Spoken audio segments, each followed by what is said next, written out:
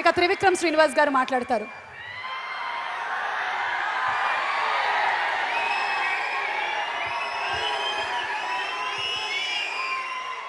అందరికీ నమస్కారం. డాలి గారు, కంగ్రాచులేషన్స్. చాలా బాగుంది ట్రైలర్, నాకు బాగా నచ్చింది. నేనంటే మీలాగే నేను కూడా ఏమి చూడలేదు, ఎందుకంటే నాకు థియేటర్లో చూడడం ఇష్టం, అందుకని ముందు ముక్కలుగా చూడను. ఏం చెప్పాలి అంటే, యాక్చువల్గా ఇలాంటి సినిమాలు చూసినప్పుడు, ఇలాంటి ట్రైలర్లు చూసినప్పుడు, లేదంటే కళ్యాణ్ గారి గురించి చెప్పేటప్పుడు ఆయన నేను మాట్లాడుకునేటప్పుడు ఒకటి చెప్తూ ఉంటారు. ఏంటంటే, జనం అందరూ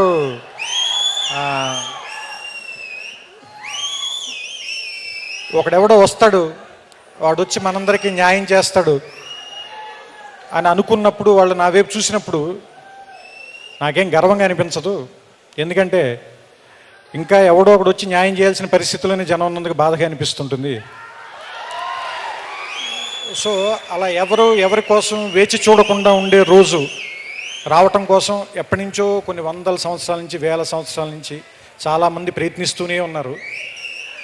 వాళ్ళ వరుసలో ఎక్కడో చివరి నిలబడగలిగే స్థాయి నాకు కూడా భగవంతుడు కల్పిస్తే అంతకంటే గొప్పది ఇంక మరేం లేదని చెప్తుంటారు ఆయన.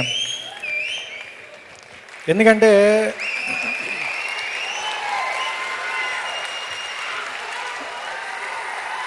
చాలామందికి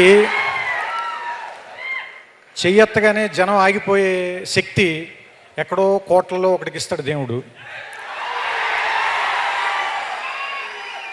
ఇటువైపు వెళ్ళమని చేయి చూపిస్తే అక్కడ ఏముంది అని కూడా ఆలోచించకుండా పరిగెత్తికి వెళ్ళిపోయేంత ప్రేమ, అభిమానం సంపాదించుకునే శక్తి ఎక్కడో కోట్లలో ఒకళ్ళకి ఇస్తారు. అలాంటి కోట్లలో ఒక్కడు పేరు మీకు తెలుసు, నేను చెప్పాల్సిన పని లేదు. నాకెప్పుడు ఒక మాట ఇష్టం, ఏంటంటే ఎవరైనా సరే నువ్వు ఎలా ఉండాలనుకుంటున్నావు అంటే ఊరి చివరి మర్రి చెట్టులో ఉంటే మంచిది అని. ఎందుకంటే ఆ చెట్టు వేసంకాలంలో వచ్చిన వాడికి నీటిస్తుంది, వర్షాకాలంలో తడిస్తూ పరిగెత్తుకుంటూ వస్తే వాడి మీద చినుకులు పడకుండా కాపాడుతుంది. కానీ నువ్వెప్పుడు గుర్తించమని అడగదు నేను. అలా మౌనంగా దూరంగా ఊరి చివరి నిలబడి ఉంటుంది. నాకు తెలిసి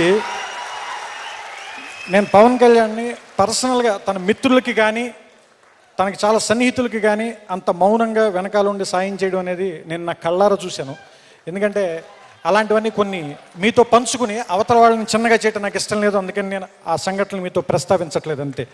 ఎందుకంటే ఒక మనిషిలో పోసంతైనా పుణ్యం చేసి ఉండకపోతే శివుడు పిలవడు అని సీతారామ శాస్త్రి గారు చెప్పారు. అలాగే నలుసంతైనా మంచితనం లేకపోతే ఎంతమంది ఎందుకు ప్రేమిస్తారు? సో ఇది బహుశా నిలువెత్తు మంచితనం అయి ఉంటుంది. అందుకని ఇంతమంది అభిమానులు ఉన్నారు, ఇంతమంది ప్రేమించే వాళ్ళు ఉన్నారు. ఎందుకంటే మీకు ఎవరు డబ్బులు ఇస్తే రారు, పిలిస్తే రారు, మీకు రావాలనిపిస్తేనే వస్తారు. సో మీరు రావాలనిపించేలా బతికే మనిషి కాబట్టి ఆయన చూడడానికి వస్తారు. సో ఈ కాటమరాయుడు అనే టైటిల్ పెట్టినప్పుడు నాకు ఎందుకు ఆనందం అనిపించిందంటే, ఈ పాట నా సినిమాలో అత్తారింటి దారేదిలో ఉంది కాబట్టి అదొకటి బాగా నచ్చినటువంటి అంశం. ఎందుకంటే ఇప్పుడు ఆవిడ చెప్పారు కదిరి నరసింహస్వామి, ఇందాక నేను కళ్యాణ్ గారు అదే మాట్లాడుకున్నాం. ఎందుకంటే ఆయన అనంతపురంలో సభ చేసేటప్పుడు నాకెందుకో ఎక్కడి నుంచే నిలబడాలి అని చెప్పారు. తెలియకుండానే మేము అక్కడున్న కాటమరాయుడిని ఆయన్ని ఏమంటారు స్తుతిస్తూనే, ఆయన్ని పొగుడుతూనే ఆ పాట పెట్టాం ఆ సినిమాలో. సో అదే ఇప్పుడు ఈ సినిమాకి పేరైంది.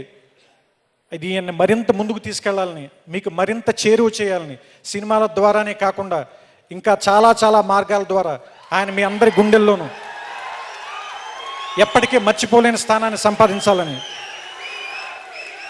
కానీ ఒకటి మాత్రం చెప్పగలను, ఆయన గురించి ఒకే ఒక మాట చెప్పగలను నేను. పేరేదైతేనే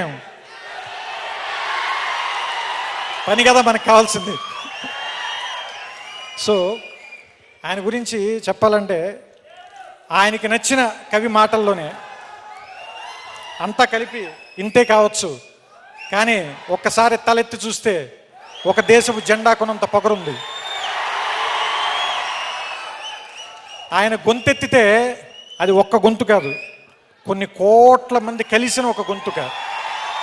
ఆయన ముందుకు నడిస్తే అది ఒక్క అడుగు కాదు, చాలామంది కలిసి నడిచే ఒక అడుగు.